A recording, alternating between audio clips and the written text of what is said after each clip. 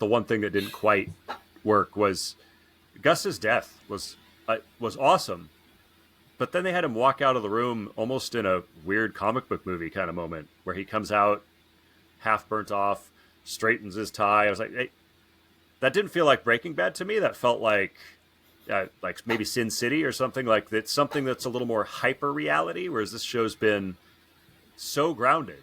It would be like if Christopher Nolan's Batman movies did Mr. Freeze. Like he just was like, wait, this doesn't. What? In fact, he almost looked like Two-Face a little bit, and so you just it's like, wow, that was an odd choice. It broke the grounded reality wall that the show had, and kind of gave it something that was a little more cartoony. It was literally just the moment of him walking out and then having that horrific the face-off, the face-off thing. Like I we both kind of went, what? Like, but still apparently coherent enough to sort of adjust his tie. And I was just like, what? The explosion, the level of gore, like that wasn't necessarily the issue. It was literally just him walking out and then having this weird moment. It was almost like they were trying to do a weird bait and switch, and it felt wholly unnecessary. That's so interesting. I'd be very curious to hear what people say in the chats and in the comments, because I'm on the other side. I loved it. Now, of course, I recognize that it's not possible, right?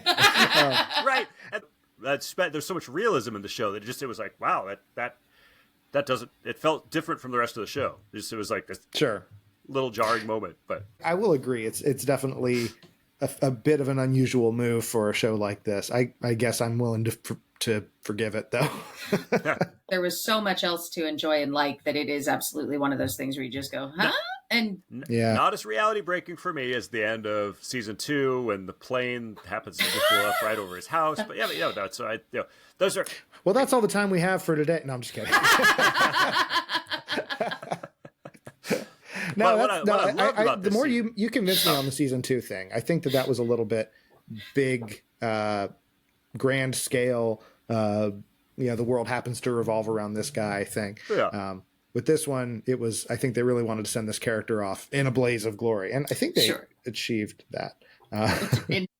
We hope you enjoyed this snack-sized taste of Popcorn Theology. Check out the full episode using the link in the description. Subscribe on YouTube for more content. Follow and interact on social media to share with others. And remember, you are not a mindless consumer.